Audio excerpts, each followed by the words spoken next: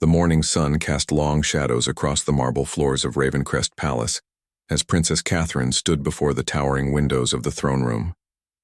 Her emerald silk gown rustled softly with each breath, the fabric catching the golden light that streamed through the ancient stained glass. Today marked the beginning of what would become the most challenging chapter of her life, though she could not yet know the magnitude of the trials ahead. Prince Alexander entered the chamber with the measured steps of a man who had carried the weight of a kingdom on his shoulders since childhood. His military uniform, adorned with the medals earned through years of service to their realm, spoke of duty and sacrifice. The deep blue fabric complemented his eyes, which held both tenderness when they found Catherine and steel when they surveyed the assembled court officials who waited in tense silence. The royal physician, Dr. Whitmore, cleared his throat nervously before stepping forward with documents that would change everything. His weathered hands trembled slightly as he approached the royal couple, his usually steady demeanor betraying the gravity of what he was about to reveal. The diagnosis he carried would test not only Catherine's strength, but the very foundation of their love and their commitment to their people. "Your Royal Highnesses," Dr. Whitmore began, his voice carefully controlled, "I must speak with you privately about matters of the utmost importance." The courtiers and advisors began to file out of the great hall, their whispered conversations creating a symphony of speculation that echoed off the vaulted ceilings. Catherine felt Alexander's hand find hers, his fingers intertwining with her own in a gesture that had comforted her through countless royal functions and state dinners. As the heavy oak doors closed behind the last of the departing officials, Catherine noticed how the afternoon light had shifted, casting different shadows across the room. The familiar space suddenly felt vast and intimidating, as if the very walls were holding their breath for what was to come. Alexander guided her to the ornate chairs that had been placed near the fireplace, where a gentle fire crackled despite the warmth of the late spring day. Dr. Whitmore's words fell like stones into still water, creating ripples that would spread far beyond this moment. The medical terms seemed foreign and harsh in the elegant surroundings, but their meaning was unmistakable. Catherine's diagnosis was serious, requiring immediate attention and a treatment plan that would demand every ounce of her courage. The disease that had claimed her grandmother 20 years prior had now found its way to her. Alexander's reaction was immediate and fierce. His jaw tightened as he processed the information, but his hand never left Catherine's. She watched as he transformed from husband to protector in the span of a heartbeat, his mind already working through the challenges they would face together. The prince who had once led cavalry charges into battle now faced an enemy he could not defeat with sword or strategy. Catherine surprised herself with her own composure. Perhaps it was the years of royal training, the endless lessons in maintaining dignity under pressure, or simply the deep well of strength she had never known she possessed.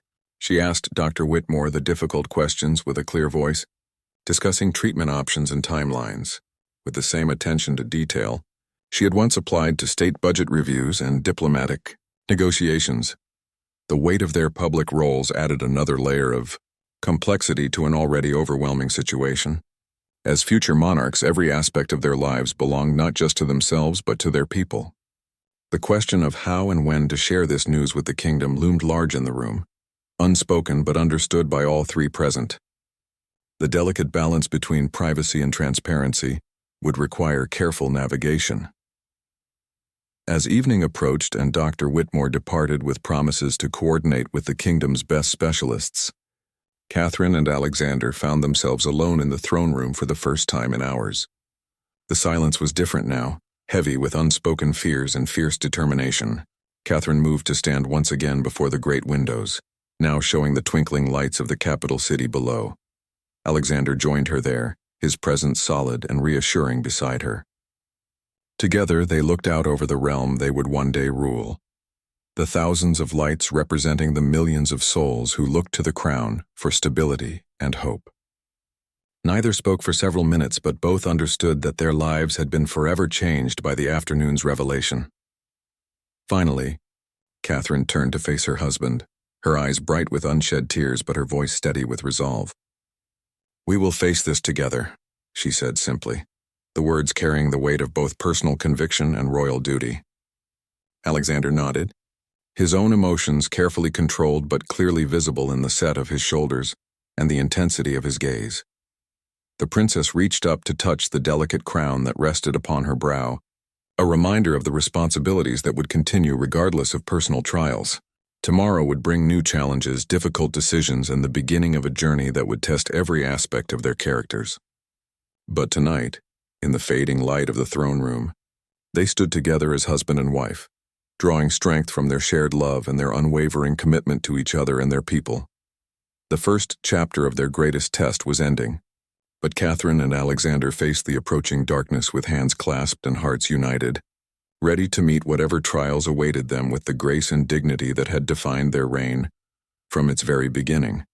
The marble corridors of Ravencrest Palace echoed with hushed conversations as news of Princess Catherine's condition began to spread through the inner circle of the royal household. 3 days had passed since Dr. Whitmore's devastating revelation, and the carefully maintained routine of palace life continued, while everyone pretended not to notice the subtle changes that had already begun to take root. Catherine stood in her private study, surrounded by leather-bound volumes and state papers that suddenly seemed less important than they had a week ago. Her lady-in-waiting, Margaret, had been with the royal family for nearly 2 decades and possessed an uncanny ability to sense when her mistress needed space versus when she needed support. Today, Margaret busied herself with seemingly unnecessary tasks while keeping a watchful eye on the princess. The morning's correspondence lay untouched on the mahogany desk, official seals and diplomatic pouches competing for attention, with personal letters from Catherine's sister in the neighboring kingdom.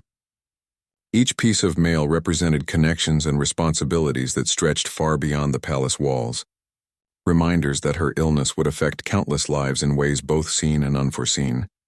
Alexander entered the study without his usual announcement, a privilege reserved for the most private moments of their marriage. His uniform had been replaced by simpler attire, though he still carried himself with the bearing of a man accustomed to command. In his hands, he held a folder thick with medical consultations and treatment recommendations that had arrived from specialists across Europe and beyond. The physician from Vienna believes we should begin treatment immediately, Alexander said, settling into the chair across from Catherine's desk.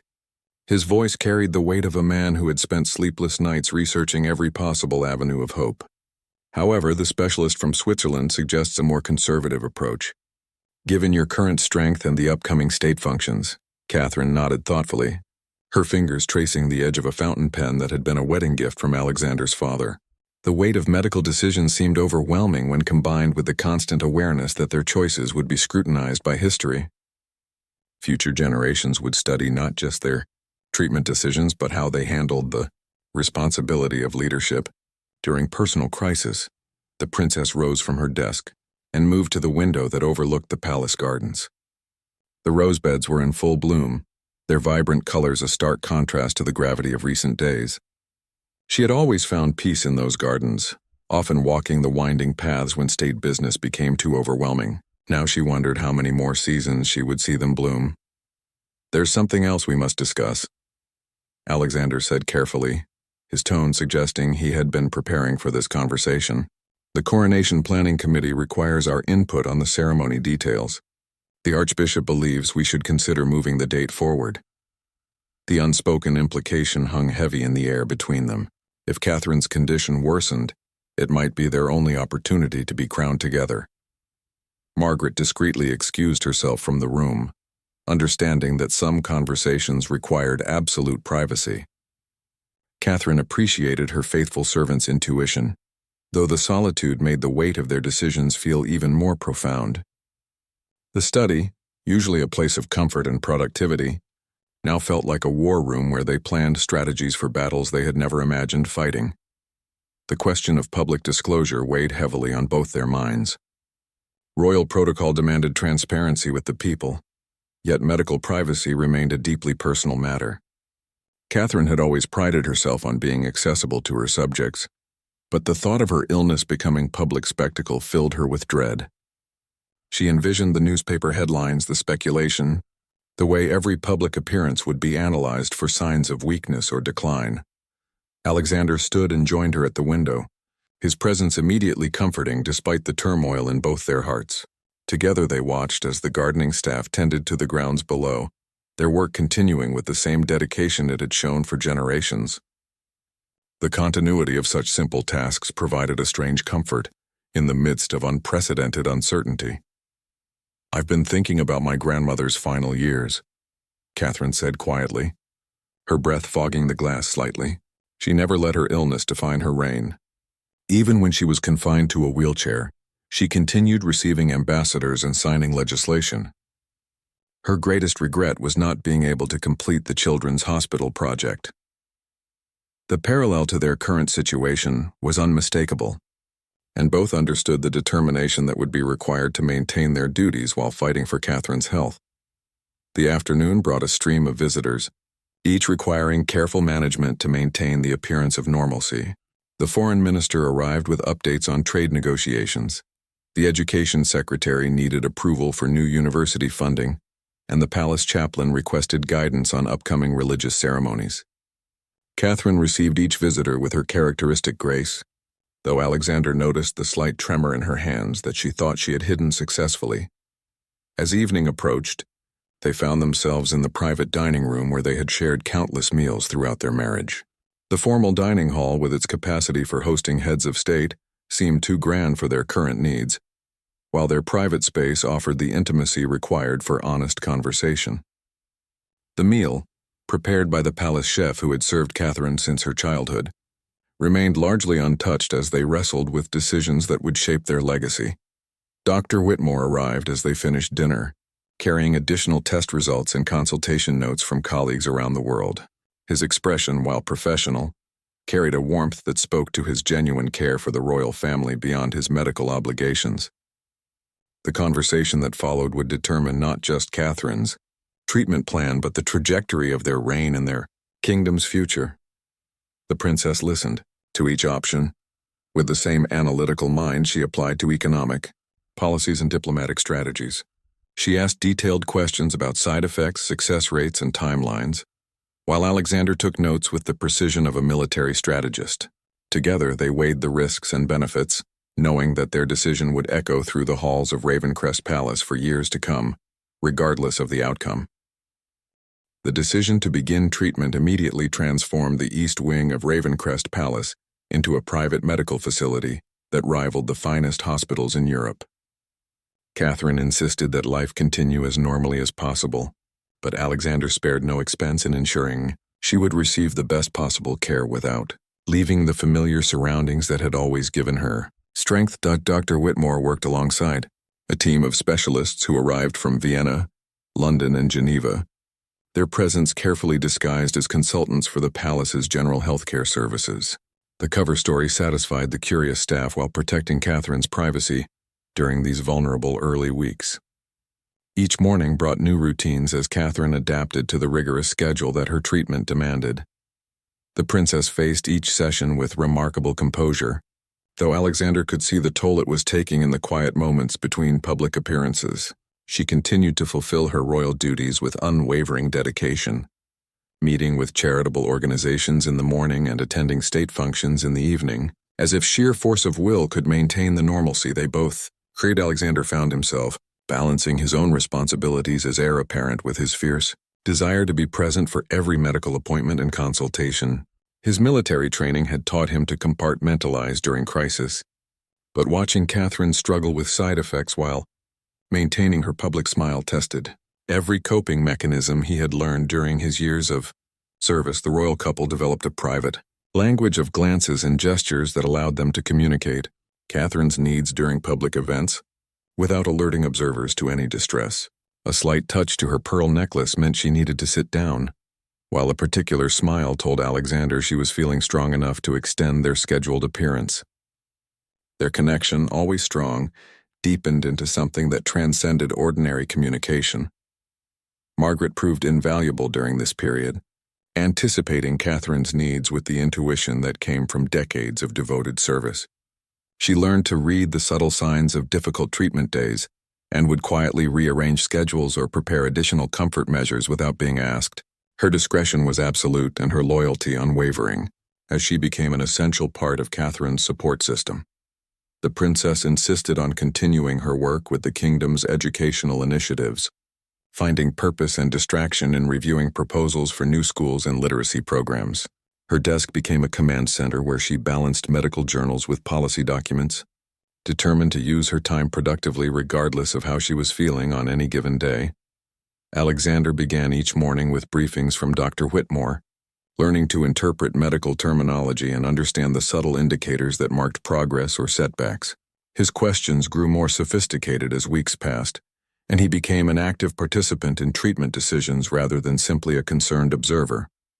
The prince, who had once studied military strategy, now devoted himself to understanding oncology with the same intensity. The changing seasons provided a backdrop for Catherine's treatment journey, with the summer gardens reaching their peak beauty. Just as she entered the most challenging phase of her therapy, she would often request that meetings be held in the conservatory, where the abundance of blooming flowers and natural light seemed to counteract the sterile atmosphere that medical equipment brought to the palace. Public appearances required careful orchestration as Catherine's energy levels fluctuated with her treatment schedule. The palace communications team became experts at timing announcements and events to coincide with her strongest days, while building in flexibility for the inevitable difficult periods. Catherine's determination to maintain her public duties inspired fierce loyalty among the palace staff, who worked tirelessly to support her vision of continuity. The princess discovered an unexpected source of strength in her correspondence with citizens who wrote to share their own struggles with illness. What began as routine responses to well-wishers evolved into a private mission of encouragement and support. Catherine found that offering hope to others somehow amplified her own resilience, creating a positive cycle that sustained her through the darkest treatment days. Alexander arranged for their private apartments to be filled with Catherine's favorite things: books of poetry, recordings of classical concerts they had attended together, and photographs from their travels to friendly nations. These personal touches created a sanctuary within the palace where they could retreat from both medical routines and royal obligations to simply be husband and wife, the royal lie. Physicians were amazed by Catherine's response to treatment, noting that her positive attitude and strong support system seemed to enhance her body's healing capabilities. Dr. Whitmore privately confided to Alexander that he had rarely seen such determination combined with such grace under pressure, and that Catherine's approach to her illness was becoming a case study in the power of mental strength and physical healing. As autumn approached, subtle changes in Catherine's appearance became impossible to hide completely. Her stylists worked with increasing creativity to accommodate the effects of treatment while maintaining her regal appearance. The princess embraced these changes with characteristic elegance, viewing each adaptation as a challenge to overcome rather than a defeat to mourn. The couple's evening walks through the palace grounds became sacred time when they could speak freely about fears and hopes without the weight of royal protocol. These conversations, sometimes lasting hours, strengthened their partnership and prepared them for whatever revelations or decisions each new day might bring. Alexander's admiration for his wife grew daily as he watched her navigate the dual challenges of serious illness and royal responsibility with unwavering dignity. Her courage inspired not just him but everyone who witnessed her determination to serve others while fighting for her own health.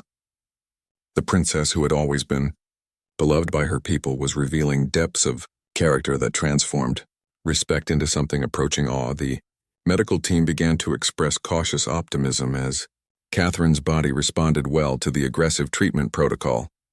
However, both she and Alexander understood that the journey was far from over, and that the coming months would test their resolve in ways they were only beginning to understand.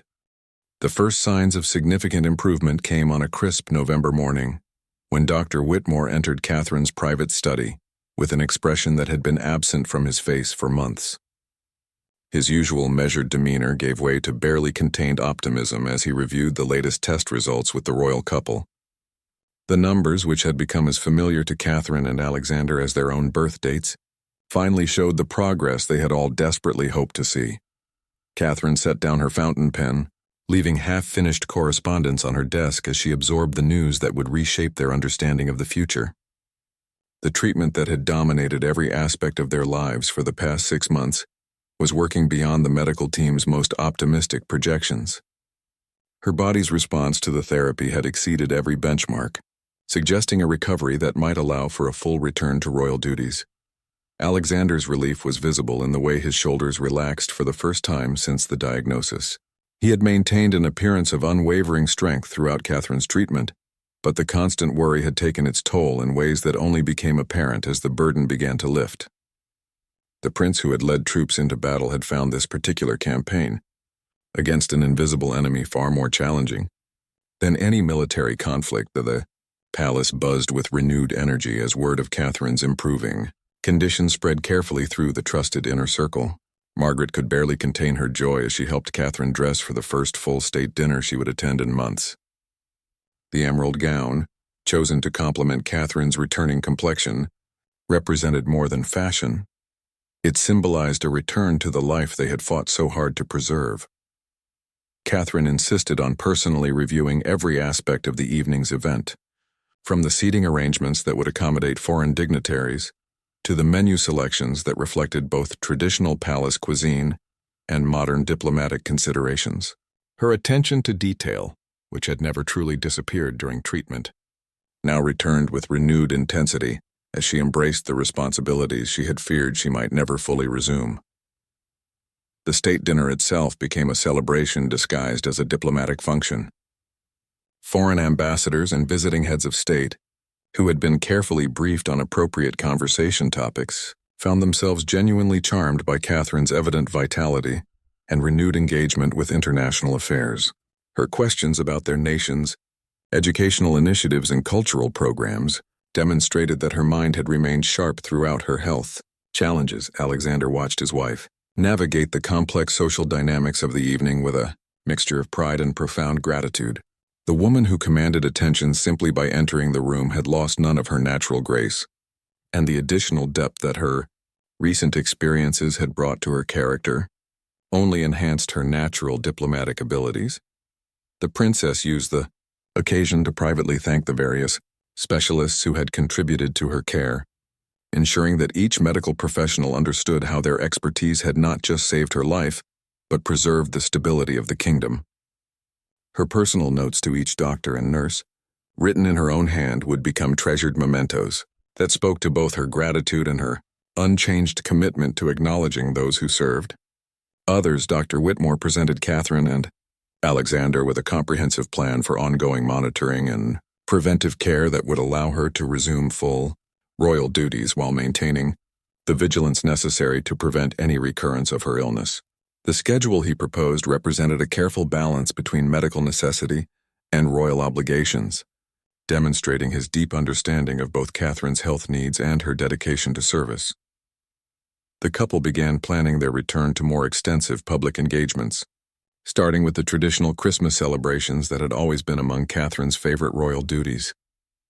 Her enthusiasm for visiting children's hospitals and hosting charity events returned with an intensity that spoke to how much she had missed these meaningful connections during her treatment period.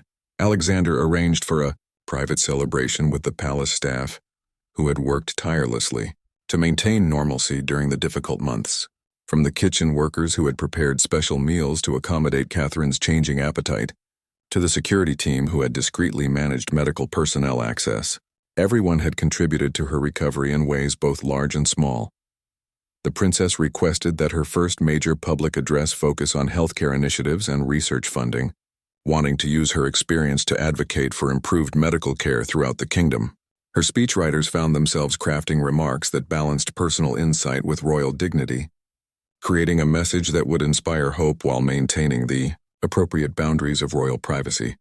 Catherine's improved health allowed the couple to resume their evening walks through the palace grounds. Though now these conversations carried a different weight, they spoke of the future with renewed confidence, making plans for travel to allied nations and discussing long-term projects that had been placed on hold during the uncertain months of treatment. The royal wardrobe staff worked to update Catherine's official portraits and ceremonial garments, ensuring that every public appearance would reflect her return to full health and vigor. The attention to these details, while seemingly superficial, played an important role in projecting the stability and continuity that the people needed to see from their future. Monarch's Alexander's own health and well-being began to improve as the constant stress of Catherine's condition lifted from his shoulders. His appetite returned, his sleep became more restful, and his engagement with his own royal duties regained the enthusiasm that had always characterized his approach to service. The partnership that had always been the foundation of their marriage emerged stronger than ever. The medical team gradually reduced their presence at the palace. Though Dr. Whitmore continued his regular consultations with a schedule that would extend far into the future, Catherine's case had become a source of professional pride for him, and his commitment to her ongoing care went beyond mere medical obligation to something approaching personal devotion. As winter settled over Ravencrest Palace, Catherine and Alexander found themselves looking forward to the spring, with anticipation that had been impossible during the dark days of diagnosis and early treatment. The future, which had once seemed uncertain and potentially brief, now stretched before them, filled with the promise of many years of service to their people and devotion to each other.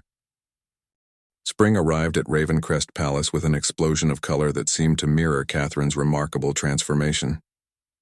The rose gardens that had provided solace during her darkest months now bloomed more magnificently than anyone could remember, as if nature itself was celebrating her recovery. The princess walked among the flower beds each morning, her strength returning with each passing day, her complexion radiant with renewed health and purpose. The decision to make Catherine's illness public had been carefully planned over several months of consultation with communication specialists, medical ethicists, and trusted advisors. The announcement, delivered through a thoughtfully crafted statement, revealed not just the diagnosis and treatment but emphasized the positive outcome and Catherine's commitment to using her experience to help others facing similar challenges. The public response exceeded every expectation. Letters poured into the palace from citizens sharing their own stories of illness and recovery, creating a connection between the royal family and their subjects that transcended traditional boundaries. Catherine personally read hundreds of these messages, finding in each story a reflection of the universal human experience of facing mortality and discovering inner strength. Alexander watched with admiration as Catherine transformed her personal ordeal into a platform for advocacy and hope. She worked with Parliament to increase funding for medical research and spoke eloquently about the need for better support systems for families dealing with serious illness. Her speeches, now informed by lived experience rather than theoretical knowledge, carried an authenticity that resonated deeply with audiences. The couple's first official international trip since Catherine's diagnosis took them to neighboring kingdoms where they had always been welcome. But now they were received with something approaching reverence. Foreign dignitaries who had known Catherine for years remarked on the additional depth and compassion that her experience had brought to her already impressive diplomatic skills. Catherine insisted on including visits to medical facilities and research centers in their official itinerary, using each opportunity to learn about innovative treatments and support systems that might benefit patients in their own kingdom. Her questions, informed by months of intensive medical education during her own treatment, impressed specialists and researchers who found themselves discussing complex topics with someone who truly understood their significance. The princess established a foundation dedicated to supporting families affected by serious illness, ensuring that the financial and emotional resources that had aided her recovery would be available to subjects who lacked such advantages. Her personal involvement in the foundation's work, from reviewing grant applications to visiting beneficiaries, demonstrated that this was more than ceremonial charity. Alexander's role evolved during this period as he took on additional responsibilities to allow Catherine to focus on her health advocacy work. His military background proved valuable as he applied strategic thinking to healthcare policy, working with ministers to implement systematic improvements to the kingdom's medical infrastructure. The royal couple began hosting intimate dinners at the palace for researchers, physicians, and patient advocates, creating informal networks that fostered collaboration and innovation. These gatherings, held in the private dining room where Catherine and Alexander had wrestled with treatment decisions, now served as venues for hope and progress. Catherine's relationship with Dr. Whitmore evolved from patient and physician to collaborators in advancing medical care throughout the kingdom. His expertise, combined with her platform and passion, resulted in initiatives that would benefit countless future patients. Their partnership became a model for how medical professionals and public figures could work together effectively. The princess resumed her patronage of various charities with renewed vigor, but her choices now reflected a deeper understanding of human suffering and resilience. Organizations focused on supporting children with chronic illnesses, families dealing with medical crises, and research into innovative treatments found themselves with a patron who understood their missions from personal experience. Alexander arranged for the palace gardens to include a special section dedicated to medicinal plants and herbs, creating a living laboratory where traditional healing methods could be studied alongside modern medicine. Catherine took particular interest in this project, seeing it as a symbol of the integration between ancient wisdom and contemporary knowledge that had characterized her own healing journey. The couple's evening conversations in their private apartments now included plans for major initiatives that would extend far beyond their own kingdom. Catherine spoke passionately about international collaboration on medical research and the importance of sharing successful treatment protocols across national boundaries. Her vision encompassed a network of nations working together to combat diseases that recognized no political borders. As summer approached, Catherine's public appearances took on a celebratory quality that inspired joy throughout the kingdom. Her radiant health and obvious happiness at being able to serve her people again created a positive energy that seemed to uplift everyone around her. Citizens who had followed her journey through illness now celebrated her recovery as if it were a personal victory. The royal physicians expressed amazement at Catherine's complete transformation, noting that her test results now showed not just the absence of disease but robust health that exceeded levels seen before her. Diagnosis. Dr. Whitmore privately attributed this exceptional recovery to the combination of excellent medical care, unwavering emotional support, and Catherine's own remarkable strength of will. Catherine began work on a book that would chronicle her experience while offering guidance and hope to others facing similar challenges. Her writing, done in quiet moments between royal duties, became both therapeutic exercise and public service. Publishers from around the world expressed interest in a work that promised to combine royal insight with universal human experience. Alexander's admiration for his wife reached new heights as he observed her transformation of personal struggle into public service. The woman he had married for love had become a leader whose influence extended far beyond traditional royal boundaries. Her courage in facing illness had been matched only by her wisdom in using recovery as an opportunity to serve others. The palace staff, who had witnessed Catherine's entire journey from diagnosis through recovery, now served with a devotion that went beyond professional obligation. They had seen their princess face her greatest challenge with grace and emerge stronger than ever, and their loyalty was now tinged with genuine affection and respect for her character. As the anniversary of her diagnosis approached, Catherine and Alexander planned a special celebration that would honor not just her recovery, but all those who had supported them through the difficult year. The event would serve as both personal milestone and public testament to the power of love, hope, and determination in overcoming life's greatest challenges. The cathedral bells of Ravencrest rang out across the kingdom on a golden autumn morning, marking the first anniversary of Catherine's diagnosis and celebrating what had become known throughout the realm as the Year of Miracles. The princess stood in the same throne room, where she had first learned of her illness, but everything had changed in the intervening months. Where uncertainty had once reigned, purpose now flourished with an intensity that illuminated every corner of the grand chamber. Catherine wore a gown of deep sapphire blue, chosen to represent both the depth she had traversed and the heights she had achieved. The fabric shimmered with threads of gold that caught the morning light streaming through stained glass windows, each ray seeming to celebrate the triumph of hope over despair.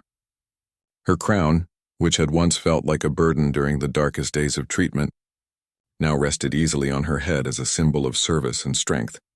Alexander stood beside her, his military bearing softened by an expression of profound love and admiration that had deepened throughout their shared ordeal. The prince who had once protected his kingdom with sword and strategy had learned to fight battles that required different weapons: patience, faith, and unwavering devotion.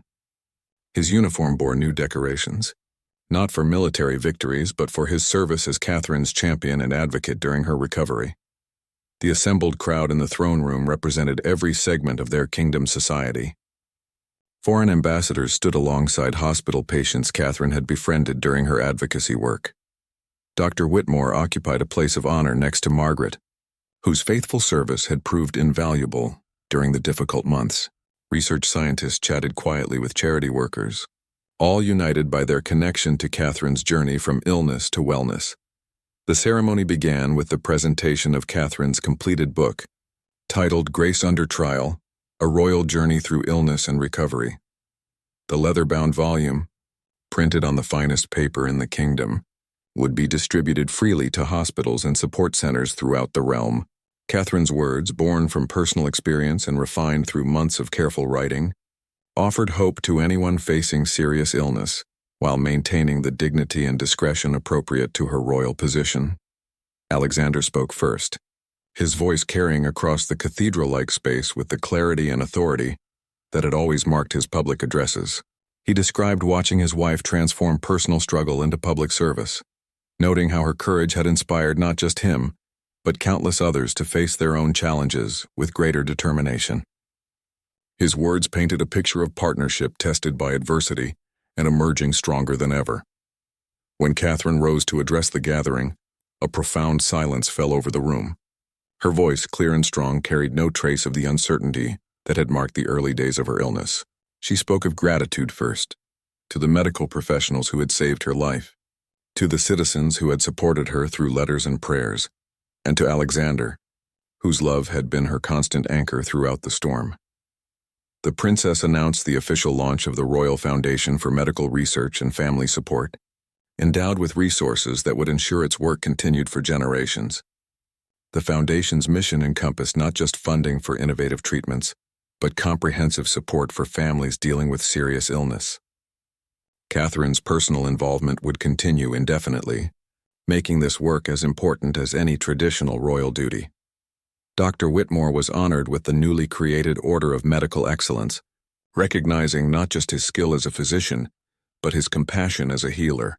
His acceptance speech, brief but heartfelt, acknowledged Catherine's role as a patient who had taught him as much about courage as he had taught her about medicine.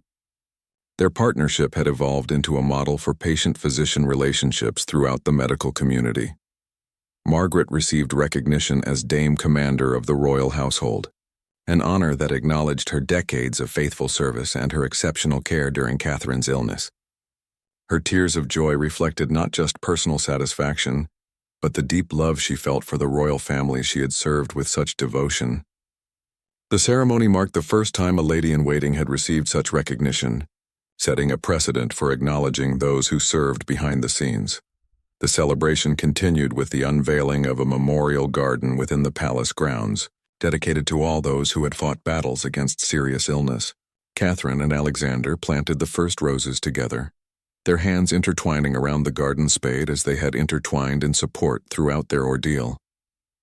The garden would bloom each spring as a reminder that beauty could emerge from even the darkest seasons. International delegates presented, Catherine with pledges of cooperation in medical research initiatives that would span continents and decades. Her vision of collaborative healing had resonated with leaders around the world, resulting in commitments to share resources, knowledge, and expertise across traditional boundaries. The network she had envisioned during her recovery was becoming reality through diplomatic channels. As evening approached, the formal ceremonies gave way to intimate celebrations in the private apartments, where Catherine and Alexander had spent so many difficult nights planning for an uncertain future. Now those same rooms hosted conversations filled with hope and excitement about projects that would benefit countless people for years to come. The space that had once felt like a prison during treatment now served as headquarters for initiatives that would heal others. Catherine's final act of the day was reading selected letters from citizens whose lives had been touched by her public sharing of her illness experience. Each message represented another person who had found courage, sought treatment, or discovered hope because of her willingness to make her private struggle a public service. The letters, numbering in the thousands, would be preserved in the palace archives as testimony to the power of shared human experience. Alexander concluded the anniversary observance by presenting Catherine with a specially commissioned piece of jewelry, a pendant featuring intertwined symbols representing strength, healing, and eternal love. The piece, designed by the kingdom's finest artisans, would be worn at future state occasions as a reminder of the journey they had completed together and the love that had sustained them through every challenge. As they stood together on the palace balcony, waving to crowds that had gathered to celebrate not just Catherine's recovery, but the hope she represented, both understood that their lives had been forever changed by the experience of facing mortality and emerging victorious. The illness that had once threatened to destroy their dreams had instead revealed depths of character and purpose they had never known existed. The princess and prince who faced the cheering crowds were no longer simply royal figures fulfilling ceremonial duties. They had become symbols of hope, resilience, and the transformative power of love tested by adversity. Their story would be told for generations, not as a tale of royal privilege, but as a universal human narrative of courage in the face of overwhelming odds. The months that followed the anniversary celebration brought new chapters to their extraordinary story. Catherine's foundation flourished beyond all expectations, establishing treatment centers and support networks that served as models for healthcare systems around the world. Her personal involvement in selecting grant recipients and visiting program beneficiaries ensured that the foundation's work remained grounded in real, human need rather than bureaucratic abstraction. Alexander's military experience proved invaluable as he helped coordinate international medical relief efforts during global health crises. His strategic mind, now informed by intimate knowledge of healthcare challenges, enabled him to organize resources and personnel with unprecedented efficiency. The prince, who had once led cavalry charges, now commanded armies of healers and researchers united in common cause. The couple's relationship, tested by illness and strengthened by recovery, became a source of inspiration for marriages throughout their kingdom and beyond. Their public appearances radiated a joy and partnership that spoke to the deepest human longings for connection and mutual support. Young couples requested their blessing at weddings, while older pairs renewed their vows in ceremonies that honored the example Catherine and Alexander had set. Dr. Whitmore established a medical college at the palace, where the latest innovations in treatment were taught alongside traditional healing methods. Catherine served as patron of the institution, ensuring that future physicians would understand not just the science of medicine but the art of providing hope and comfort to patients and families facing uncertain outcomes. As years passed, Catherine's health remained robust, confounding medical expectations and serving as ongoing testimony to the power of comprehensive care, emotional support, and personal determination. Her annual checkups became celebrations attended by the entire medical team that had participated in her recovery, marking not just personal milestones but professional triumphs for everyone involved. The legacy they had built together extended far beyond the borders of their kingdom. Medical facilities around the world displayed portraits of Catherine and Alexander, alongside their mission statements, acknowledging the royal couple's role in advancing global health care and inspiring hope in patients worldwide. Their story had transcended national boundaries to become part of the universal human heritage of courage and love. In quiet moments, as they walked through gardens now filled with medicinal plants from every corner of the earth, Catherine and Alexander reflected on the unexpected gifts that illness had brought to their lives. The crisis that had once threatened to end their story had instead become the beginning of their most meaningful chapter, proving that even the darkest trials could be transformed into sources of light for others.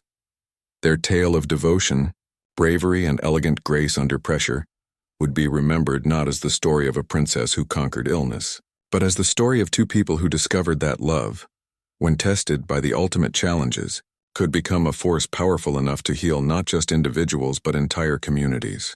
The farewell they had once feared would be their last had become instead a greeting to a future filled with purpose, service, and boundless hope for all who would follow in their footsteps.